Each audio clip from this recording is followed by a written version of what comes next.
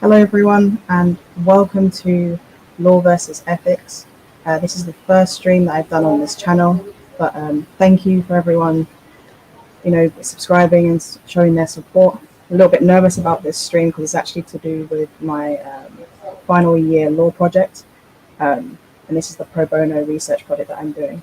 So thank you to everyone who's here. So today we're going to be speaking about child grooming and exploitation in the UK. This is something that's become an increasingly big problem in this country, particularly in the last few years. More cases are being reported more than ever, and now it's time for the law to sort of, catch up and adapt to what modern society is doing right now, and that's specifically to do with online exploitation and social media. So, Will, thank you for being here. Big up to you. And obviously Latimus Prime as well. Thank you guys for showing your support. So we are going to get started quite quickly into this, but just to let you know, like sort of a lowdown into like what I'm actually planning to do today. I want to speak about the law, obviously, and obviously the process that takes place when it comes to grooming. So how a predator sort of goes through the process. So it's quite a long-winded process. It's quite a calculating and manipulative process. It's not quick by any means. It's something that can happen over the course of a few months, maybe even a year, maybe even longer. So we're going to go through that as well. So what is grooming? So essentially, grooming is when a predator builds a relationship with a child.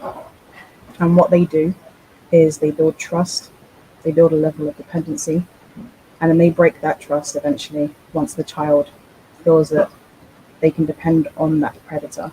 And basically the predator takes advantage of that and has complete control over that child. And these offences are sort of covered in the Sexual Offences Act 2003 and Indecency with Children Act 1960. So there's quite a few pieces of legislation that cover grooming and cover sexual exploitation of children. But it's taken a very long time to adapt to modern society, and we're going to have a look at that as well. So approximately 1 in 5 youths aged 10 to 17 receive unwanted sexual solicitation or approach over the internet, which was reported by the Internet Crime Forum. So I've been through this actually, not to the extent of a lot of other children, but when I was young, obviously being a gay woman, when I was about 13, 14 years old, I was looking for people to talk to that were just like me. And obviously that's perfect for a predator to sort of prey upon. So when I thought I was speaking to maybe a younger teenager girl, like maybe 13, 14, just like me, in fact, I was actually speaking to an older man and didn't even realize it at the time. So, it can happen to anyone, and it can happen especially to vulnerable people, such as foster carers, children. It can affect anyone who is vulnerable. And as a foster carer myself, we have to look out for that, and we're actually trained to sort of deal with that as well. So we have to know all the signs and all the process that goes with it, and sort of the law behind it as well. So according to the NSPCC, National Society for the Prevention of Cruelty to Children, there has been a 70% increase in recorded crimes from 1718 to 2021. That is an incredibly high increase over the last few years, and quite a lot of it is sort of to do with COVID-19 as well. But most or almost half of the offences even are from the use of Facebook-owned apps. So that doesn't mean that Facebook is evil or anything like that. It just means that Facebook-owned apps are actually just very popular. As you can imagine, Instagram, WhatsApp, and Messenger are very popular apps. So it makes perfect sense that way. Thank you, Mr. Bell, for being here. Really appreciate it. But yeah, so a child is legally defined as someone who has not yet reached their 18th birthday. However, the age of consent for sex is 16. So, Will, you are technically still a child under the law. But during the COVID-19 lockdown, there was an increase in reported child sex abuse and grooming offences due to the increase of online activity. So as you all know, during the lockdown, we were at home a lot more. We were using the internet a lot more, playing PlayStation, whatever, gaming, or anything like that. So a lot of that increased during the COVID lockdown. Well, it also meant that predators had a lot more access to children as well on the internet. So it makes sense that there was an increase in reported child sex abuse and grooming offences during that time. So I'm just going to have a quick look at this graph. Just going to focus on sexual grooming, which is this bright yellow line here. And as you can see, the amount of offences recorded were actually very, very low up until about 2016. And then it jumped right up from 2016-17 to now, well, 1920 even. So the reason for that is we're going to speak a bit about the law in terms of what changed, because there was quite a significant change that happened in 2015.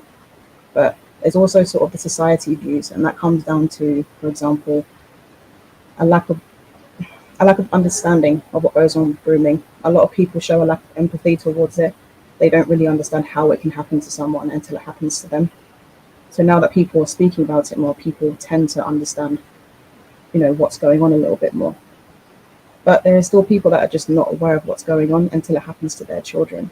So the whole point of this video is to sort of show what the process is and what the signs you can look out for as a parent or a carer, or even, if you have a little brother or a little sister, that can help them before things sort of escalate to quite a dangerous level.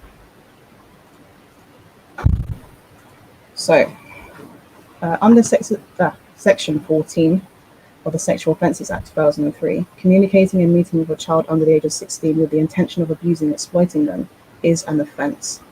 So the problem is a lot of people think that they can just speak to a 16-year-old or someone who's under 16 sexually, and because they're just flirting, it doesn't count. Well, now the law has changed. So it was in 2015 this changed. You cannot communicate with someone under the age of 16 if you are over 18 and speak to them in a sexual way. That is not allowed. And obviously this will include sexual activity with a child, causing or inciting a child to participate in sexual activity. So that would be, for example, encouraging a child to have sex with someone else that you know, engaging in sexual activity in the presence of a child and causing a child to watch a sexual act. So even though you're not actually performing the act with a child, if you get them to watch something that you're doing with another person, that is still a sexual offence, and that should not be happening. So the Serious Crime Act makes it a criminal offence for anyone over 18 to communicate with a child under 16, which we've just spoken about, and it's intended to elicit a sexual response. So flirting with a child and sort of bringing up sexual innuendo, hoping that they will respond to you in a sexual way, again, not allowed. You cannot do that, legally speaking.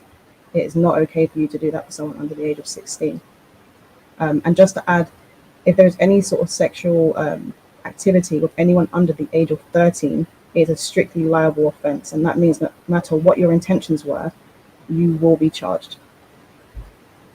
So no sexual activity for anyone under the age of 16 if you are over the age of 18. And yeah, this is what we were just speaking about just now, with rape of a child under 13. It is actually classed as rape. It's not statutory rape, it is rape. So just to let you guys know about that one as well. I encourage any questions, by the way, if you guys want to ask me questions about it. I know some people, it's a lot of reading and listening and whatnot. I will try and cut down on that, but this one, because it's for my project, there's a lot of law to cover as well. Yeah, but please, ask me questions. If you're not watching the video live and you're watching it, say tomorrow or whenever, please make sure that you ask any questions, or if you'd like to speak about anything, obviously you can DM me as well. I will share my socials in the video description. We're going to talk about enticement versus incitement. Now, one of the problems with the law is actually the wording of it. And depending on which words that are being used, people can find loopholes in it. And we're going to speak about a loophole that a lot of predators were able to use in the last few years. So it's enticement versus incitement. Enticement of a child is inviting, persuading, or attempting to persuade a child to enter any vehicle, building, etc., with intent to commit an unlawful sexual act upon or with the person of said child. So this includes emails. If you email a child and tell them that you want to meet up with them at a hotel, this is classed as enticement. Incitement of a child is to provoke or encourage a child to perform a sexual act. So this literally is specifically for a sexual act. So if you don't realize the issue with this, basically what the problem is that for incitement, if incitement is used in legislation, it basically means that a sexual act has to have been performed, and that means that a child would already have had to be sexually assaulted before a charge can occur. Whereas enticement, which is not really used in English law so much, will actually cover all the bases in terms of before a sexual act is done, basically. So, cases and evolution of the law. So, these 4 cases are actually, honestly, they're actually quite horrible. And as you can imagine with grooming cases, if you are triggered by this, I apologize. That's not my intention at all. It's more about spreading awareness. But I understand that it can be quite difficult to sort of read about some of these cases. So we're going to start off with Patrick Green, and this happened in 2001. And essentially, a 13-year-old girl thought she was meeting a 15-year-old boy. So they were in an internet teen chat room. You know, they'd been speaking for a few weeks. They were on the phone to each other. As far as this young lady was concerned, you know, it was just a guy that was her age who she'd bonded with, essentially. And for a little while, he was encouraging her to meet up with him. And essentially what happened was, at first, she wasn't so sure, but after a while, he sort of encouraged her to come and meet him, and she did. But she was a very, very smart girl, and she asked her mother to go with her. And when they went to meet him, they found that actually it was a 47-year-old man who traveled from Newcastle, and he was arrested. Now, the problem with this is that he was arrested, but he wasn't charged, and he was let go. And then a year later, he was arrested for a separate case where he sexually abused another victim. Now, the reason why he was arrested and wasn't charged was simply because in the law at the time, it spoke about incitement, but there was no sexual act that occurred. Therefore, he could not be charged for a crime. However, in America, for example, they use the word enticement in their legislation. And basically what that means is the fact that he encouraged her to meet him with the intent of sexually assaulting her, essentially, he would have been charged for paedophilia and whatnot and the sexual offense.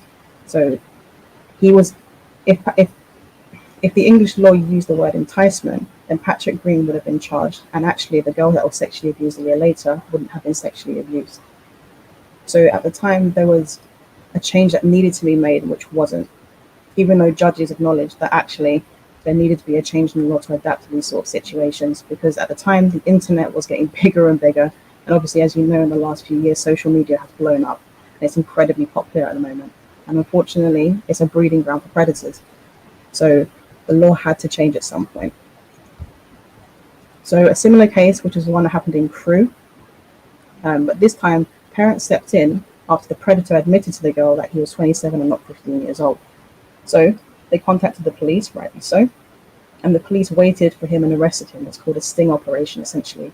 So basically what they did is they pretended to be this young girl, invite him, well, they couldn't invite him for legal reasons, actually, but he initiated the invite. They go and meet him and they arrest him. And on him, he has a computer with lists of children aged between 6 and 16 years old, their personal details, and lists of child sex websites. And again, he was released without charge. Why? Because he hadn't actually committed a sex crime at that point. And then the same thing with Kenneth Lockley. He was actively looking for prepubescent girls to have sex with. Police set up a sting operation pretending to be 9 years old. He was arrested with 4 condoms in his pocket, but the charges were dropped because there was no actual child involved. Therefore, there was no actual attempt to have sex with a child. So again, they weren't looking at his intent. They were essentially looking at whether he committed a sex crime, but he hadn't committed a sex crime, technically under the law at the time. And then a couple of years ago, in Crewe again, a young boy was groomed online, playing video games before being sexually assaulted. And the predator was sentenced to just 4 years in prison after being found guilty. And he was found guilty of 2 counts of sexually assaulting a child. And for 4 years, it doesn't seem like it's the biggest of punishments now, does it? So why do we think that this is? Why do we think those first 3 cases were so easy for a predator to just get away with it? And it literally comes down to incitement versus enticement. And this is the problem. It's so specific in terms of wording. And this is a loophole that many predators have actually used. They didn't mean to. Some of them don't even know the law, but it's something that worked in their favor nonetheless. So in the Lockley case, Justice Peter Fingret stated, the law clearly does not deal with this type of conduct perpetrated by this defendant. And basically what he's saying is the law isn't ready yet. They haven't adapted. They don't know how to deal with it yet, but they need to deal with this lacuna in the law. So they were very aware that they had to deal with this. But this was back in like 2000, 2001. This is a very long time ago. And it wasn't until 2015 where they actually changed the legislation to talk about communication with children. So for 15 years, predators were able to get away with speaking to children online, but essentially nothing could be done about it until they committed a sexual offense. So as you can imagine, a lot of children have been put in danger since then. So another way of like dealing with issues and reform and stuff is covert sting operations, which should be used more often. And basically this provides a deterrent for predators as they'll be aware of how the law works. So, for example, if you're a predator and you're on the internet, but you don't know if this girl that you're speaking to or this boy that you're speaking to, because it can be any like male or female can be sexually assaulted, and male and female can also be a predator, by the way. It's not just men that are predators. But it will provide a deterrence because you won't know, as a predator, you will not know whether that person is actually a child or whether they're an adult pretending to be a child to try and catch you in the act. However, the problem is police budgets and potential entrapment. So with police budgets, we are aware that the government has lowered police budgets. It's been happening for quite a few years now. A lot of police officers have been laid off because of it. So it's very difficult to consistently, perform covert sting operations within the budget of a police department. And the other thing is entrapment, which is an abusive process. So entrapment is basically when a police officer will invite a predator to meet up with them. So what you're supposed to do is actually get the predator to make the initial contact and the first bit of contact. You're not supposed to just go around looking for predators. Predators sort of have to come to you. And even though entrapment is not a defense to these sort of offenses, what it can do is throw evidence out, and that can affect the entire case. So it's important for police officers to actually go through the process of catching a predator properly. Big up Charlie, thank you for tuning in. Thank you Naj, and Charlotte as well, thank you. And Semps as well, big up to all of you, thank you for joining. Again, if you have any questions, please let me know and we can discuss it basically. And also the other part of this is the NSPCC. So they've been calling for a duty of care legislation on social media since 2017. And only recently the online safety bill has been introduced. Now, a bill is not a change in legislation, it's a proposal for a change in legislation. So they're in the middle of discussing it basically. So any massive changes haven't happened yet, but they will be happening soon, I imagine. And working together to safeguard children is a document defining all forms of sexual abuse and is aiding in future legislation. So again, there are steps that are being taken to make it easier for parents to help protect their children, easier for law enforcement, and just protecting the welfare of children in general. It's quite a big thing because it just hasn't been happening in the last few years. So this is the significant part of legislation, and this was added in 2015. And this is the Serious Crime Act, it's section 67, and it specifically speaks about the sexual communication with a child. So why this is important? Again, we go back to the incitement versus enticement. Enticement is not really in UK law or English law even. So they had to put in a section that specifically speaks about communicating with a child. And here in 1A, it speaks about a person aged 18 or over commits an offence if, for the purpose of obtaining sexual gratification, intentionally communicates with another person, which would be as someone under the age of 16. So that means they've addressed something that's very important here, and they can actually arrest someone for communicating with a child under the age of 16. So basically, they're trying to be more proactive with the law. They're trying to prevent a sexual assault from happening, because otherwise, children will have to be sexually abused first before a predator is charged. So this deals with things proactively and deals with before any abuse can happen. So this is very significant in terms of the law. So we've covered quite a bit of the law, to be honest with you, but I want to go through something a little bit deeper than that. And this is to do with the actual process of a predator. So Initial contact stage. This is sort of so for online grooming, for example, that would be the internet, that would be internet chat rooms, that would be social media, and of course offline stuff. That would include school. That would be sports clubs. It could be, going to Power League, for example. Uh, there are predators absolutely everywhere, unfortunately, and you don't really know that they're a predator until it's too late. So the initial contact stage is sort of, it's varied.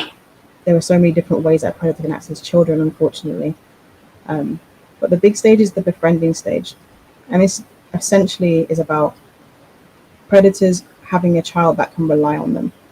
So the best example of this in terms of like foster caring is that when we receive a child, they're usually extremely vulnerable.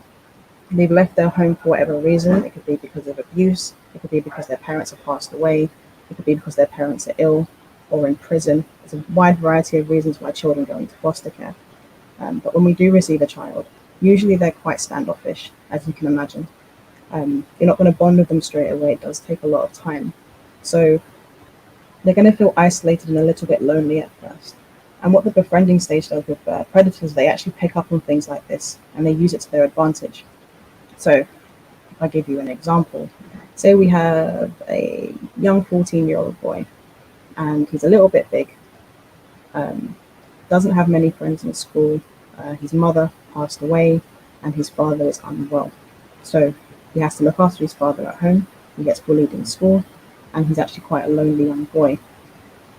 And then, say we could talk about maybe trying to think of a place where he could meet a predator.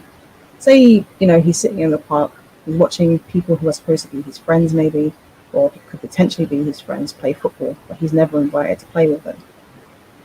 And then suddenly, a woman, maybe in her early 20s, comes and sits next to him. She's identified him. She's seen that he's on his own. He hasn't got a group of friends that he's playing with. So she tries her luck. And she starts speaking to him. So at this point, this boy is thinking, why is this woman speaking to me? Like, what is it about me that she's speaking to? Why wouldn't she speak to the other boys? What makes me so special? That's how he would sort of think. She could be a very attractive woman. Doesn't really matter. This boy is lonely, so he's going to want to speak to her.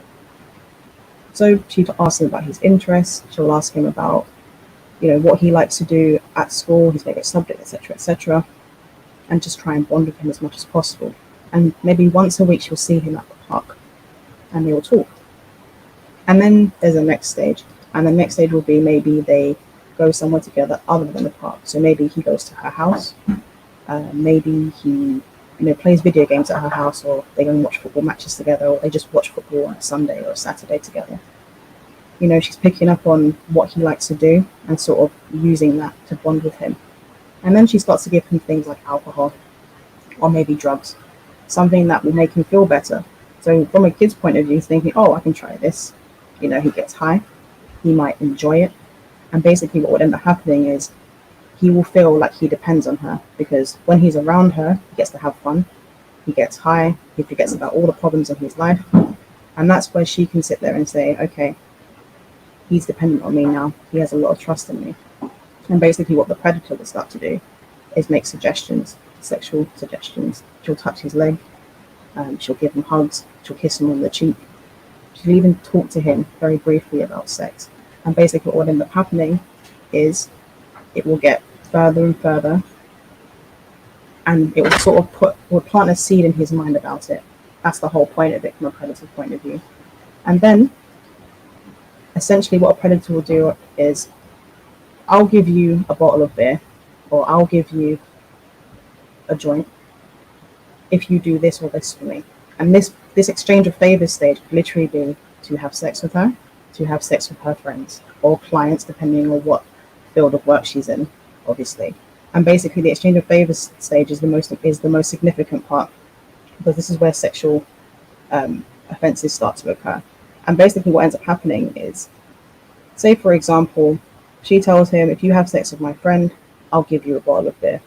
So he goes into a room now, and her friend ends up being maybe a 50-year-old man. So he wasn't prepared for this. All he knew is that he loves this woman, is completely infatuated with her, completely under her sort of control at this point, and he will do anything for her. so he does it. And in the meantime, the predator takes pictures and videos. And basically what ends up happening is, at this point, he's completely under her control, because if he doesn't do what she tells him to do, she will now show everyone the videos of what's happened, show them the pictures, and now he's in a state of self-preservation. And this child will essentially keep doing what they need to do because they think that's the only way they're going to survive. And this is where control and alienation happens. The child's behavior changes. They become much more isolated. They don't understand what the consequences of sex is. They don't have the mental capacity to do so. And they start to become alienated from people, from anyone in their life that cares about them. And at that point, they can continue to be exploited. So the stages of grooming is actually a very long process. And people will sit there and think, well, how does a groomer or predator have the patience to deal with this? Well, they're doing this to a lot of children at once. They are not grooming one child at a time. They're actually grooming multiple children. So if they meet a new child, which is when they're in the initial contact stage, they might have 2 or 3 children in the exchange of favor stage. They might have 2 or 3 children in the control and alienation stage, etc., etc. So there are a lot of children being exploited by maybe one person, all at the same time. So it's traumatizing for these children. It's quite easy to get trapped into this, by the way. When you're a young teenager, you have all sorts of thoughts, you have all sorts of vulnerabilities. And just to let you know, predators identify this. They know exactly what to do. They know how to deal with children. So while you can sit there as a teenager and think you're invincible and say, that will never happen to me, you could be being groomed right now and not know it. So it's important that you understand the steps, and that your family members and your parents and your brothers and sisters, etc., anyone who's in your life, it's important for them to understand the steps of grooming. So we're going to quickly talk about Operation Sanctuary. This was a child sex network in Newcastle. I don't know if any of you have heard about this. There was about, I think it was like 18 men and one woman, who was involved in this. And they sexually assaulted and drugged up over 700 victims. So 700 reported victims. It's estimated that actually there are actually a lot more victims there, but they don't have the exact number. Approximately 461 people were arrested altogether, and 111 offenders have been convicted. But there were 18 big ones where they showed their face in the newspaper. Honestly, have a look at it, like just research it online. It really is horrendous. So this one here was a sting operation. It took a very long time for them to sort of blow up this network, but they did it, and they arrested some key members, which led to them arresting even more. The next one I want to speak about is Shamima Begum. So I'm pretty sure most of you know about her. Obviously, there was that big incident where, she's trying to come back into the country, and there's a massive uproar in the country. Just to make something very clear, she is a British citizen, and she's never taken a step in Bangladesh. Therefore, she's actually England's responsibility, nowhere else's. So she's right to come back to this country and go to court here. But she actually is a victim of grooming as well. So for anyone that doesn't know, Shamima Begum, her mother passed away just before she joined Islamic State. And basically what happened was, she was never religious beforehand, by the way. Her family always come out and said that she wasn't religious. But essentially what happened was, when her mother passed away, 2 women groomed her and basically got her back into religion, but actually changed her views and basically brainwashed her. So she thought that her life would be a lot better going to Syria. So she took her grandmother's money, got a flight to Turkey, and then flew to Syria. And then obviously she wasn't heard from for a very long time until she wanted to come back into the country. So the point of her going there was to be another number in Islamic State, but there was also the fact that she would have been potentially sexually assaulted. She would have been beaten. She would not have been treated fairly or equally in any way, shape, or form. She wouldn't have been treated well either. So she was groomed as well. She is a victim of grooming. It does not justify some of the crimes that she may or may not have committed, but just bear in mind that when she was groomed, she was actually a child. It's the same sort of principle. Grooming can happen, it doesn't have to be sexual. Like some people, there have been incidents of people being groomed to actually have sexual reassignment surgery, things like that. It doesn't have to be, completely about sex itself. There are a variety of ways of being groomed in this country and in multiple countries, to be honest with you. And but obviously the people that I know who watch football and who keep up to date with football. Obviously, everyone knows about the football sexual abuse scandals that have been going on for many, many years. So predators include Eddie Heath, Frank Roper, Bob Higgins, and Ted Langford. So many predators. And yet they would sexually assault youth academy players. And the exchange of favors part in this is essentially, you do this for me, and I will play you on the weekend. So these boys, the same thing with like Harvey Weinstein, for example. It's an exchange of favors. They don't really know what to do. Some of them are desperate to become footballers or actors or whatever, and they think that they have to do it to try and get somewhere in life. It's unfortunately predators prey on this stuff. They know exactly how to push people's buttons. Okay, so we've spoken a little about stages of online grooming. Online grooming and offline grooming are slightly different. Obviously, online grooming, there is less risk for a predator simply because they're not out in the open doing it and other people can't see it. So they're actually quite isolated from the rest of the world. It's just them and the child in the chat room.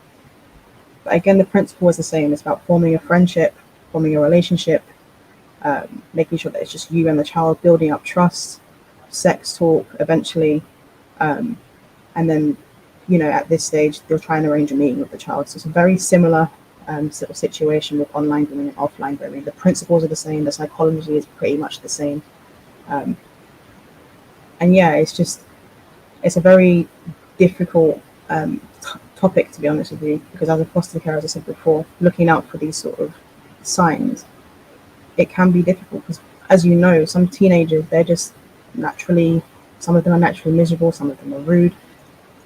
Foster carers have to deal with all sorts of children, basically, with different personality traits. So when we look at the potential signs of grooming, which is being secretive about how they spend their time, I mean, teenagers do this regardless, right? Having an older boyfriend or girlfriend, having money on you, things like clothes and mobile phones, that they can't or won't explain. This is a big one because even with foster caring or whether you're just a parent, I'm pretty sure you'll be aware of how much money your child has access to. So, it's difficult to sort of work out where a child can get it from other than from the parents or the foster carers. Underage drinking or drug taking, again, teenagers do this anyway, but that doesn't mean you can't question it as a carer or a parent. Spending more or less time online or on their devices, again, teenagers doing this. I mean, I've seen 6-year-olds with tablets. So a lot of these things sort of overlap with just normal teenage behavior. Sexualized behavior is quite a key one, though. If you've been groomed and you're under the age of 13, you tend not to know a lot about sex. However, if you have been abused, obviously you've been exposed to some aspect of it and you don't quite understand it. So then you start to think it's normal behavior. And when you think it's normal behavior, you start to do it to other people, not realizing that it's actually not the right thing to do. So that could be a sign as well. And spending more time away from home or going missing for periods of time. This is the alienation part, spending time away from your family, away from people that care about you. So this one is quite difficult for a lot of parents. When your child starts to change their personality, parents always question why, but sometimes they sort of let it go and think it's just teenage stuff.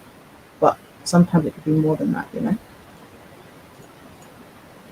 effects of grooming on children, as you can imagine, it affects their mental health, drug and alcohol dependence, self-harm, difficulty of maintaining relationships, and sexual dysfunction. Also, there's the physical aspect of pregnancy and STDs. So, as you can imagine, the effects from grooming on children are long-term and short-term. And unfortunately, when it affects your mental health, especially when, as I said, when you're young and you think that kind of behavior is normal, what ends up happening is you start to exhibit the same sort of behavior that a predator did towards you because you think that's normal behavior. You're not used to anything different. So, thank you guys for watching. This has been just the introduction to sort of how this channel is going to work. I am going to be doing sort of panels as well, which will basically have a conversation with a bunch of other people where we speak about certain subjects. Some of it's going to be sensitive, some of it's going to be relevant. For example, next week I plan to do a stop and search and police powers presentation. I've got a few people coming on as well. which should be interesting. And I want people to share their experiences, particularly with the police powers one, because obviously people have different sort of experiences. And when it comes to ethnic minorities in particular, police tend to change the rules a little bit. So I want people to understand what their rights are and essentially what police officers can and cannot do. And hopefully it will help them in the future without getting into too much trouble, of course. But if you do need help, advice, or would like to get involved in helping victims, there are multiple websites and stuff that I can give to you. I can DM to you as well. nspcc.org, you can find loads of information there about children, the law on it, and basically how it affects them, statistics, all sorts of information you can get there. SamuelChildNet.com, and they also have a way for you to actively get involved in children's charities and whatnot. Victimsupport.org. If you are a victim of grooming, feel free to, if you want to speak to me about it, if you want to speak to someone online, you don't know where to go, there is a helpline, stopitnow.org.uk. Also, we'll be able to provide you with any help. If you are interested in the sort of aspects of grooming, there is also The Life and Death of Breck Bednar. This is a heartbreaking story, to be honest with you, but I want you to sort of understand the process a little bit further and how common it is and how easy it is for a predator to access children now. And obviously legislation.gov.uk, which is this one here. If you ever want to read up on legislation, this is the place to do it. It's all current legislation. It's all been updated. Any reforms and stuff like that, it will be there. And obviously we have the online safety bill as well. Again, this is a proposal. This is not legislation currently, but we're planning to do that eventually as well. So this is really important if you want to have a read through that. And I was quite nervous for this stream, to be honest with you. This is a different sort of stream. Speaking about football is easy, but speaking about this stuff, it can be quite difficult, especially when you've been through your own sort of issues as well. It's quite triggering for a lot of people. So again, I apologize for anyone that was triggered by this or felt uncomfortable. But the whole point of this is for me to essentially spread awareness. That's basically what the whole point of this is. It's not about making money or anything like that. This is about just spreading awareness for people so that they can understand certain aspects of the law and how it can help them. So thank you everyone for watching. Thank you, Semps. Hopefully speak to you about a few streams as well and get your views on a few things. But thank you guys for watching, and I will speak to you next week.